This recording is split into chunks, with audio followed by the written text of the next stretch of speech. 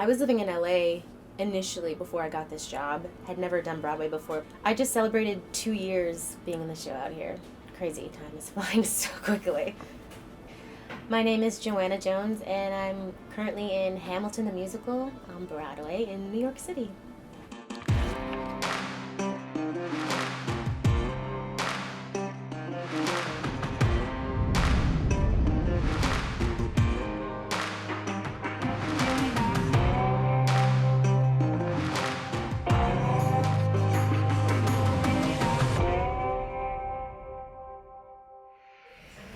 We call it the parchment look. It's supposed to represent paper, because paper's a big theme in the show. And I actually change about 5 times in the show, so I have about 3 variations of this dress in Act 1, actually. When I go to the ball and stuff, and when I'm a Schuyler's sister. I was born in the San Fernando Valley, but I grew up and kind of had my formative childhood years on the central coast of California, a very small townsy.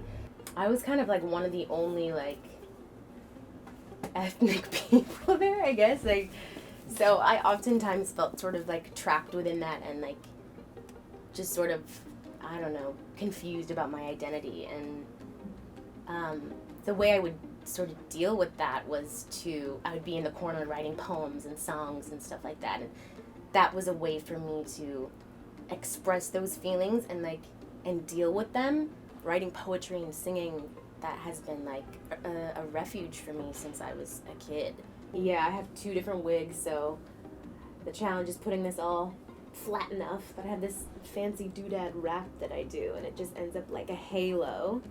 And then my microphone will sit on top of it, and then the wig will go over the microphone. I think in junior high that I auditioned for my first play, and that was exciting because that sort of introduced me to the world of theater as well, and it was like dance and acting and all of that as well. And after doing that, realizing it was more than just a safe space, it's something I wanted to do and wanted to make a career out of. And it became clear after being in these programs in school that that was the only thing that I was ever gonna do, really. Like, that was the thing for me. I was talking to a girlfriend that I went to elementary school with the other day at dinner, and she's actually in nursing school. All like her dreams of like the future of like the people she wants to save in medicine and like in different countries, and she's like worked with refugees and stuff like that. And I was like, oh, cool, yeah, I just put on a dress for a living and like sing type of deal. But she's like, no, like we need the arts to like help us ask ourselves the hard questions and to like look inside of ourselves and to see the world differently and to maybe like have a change of heart about things that we never would get the opportunity to otherwise, or even just a way to escape.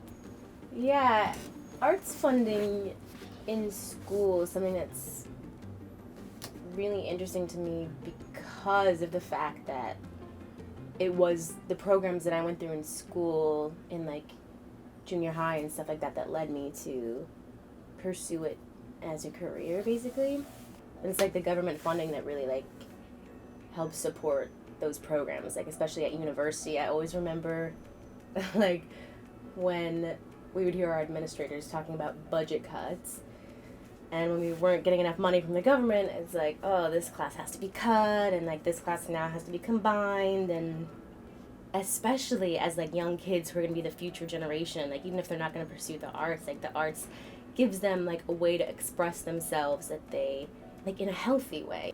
That's kind of what we need right now, is like young people being inspired to like be themselves and to like challenge ways of thinking that like are no longer helpful and progressive towards society anymore. Like the arts is that very like open space for people to learn and change and grow and communicate with each other in a better way. So I mean, I think that's so important because that's what's going to contribute to, you know, our world becoming a better place ultimately.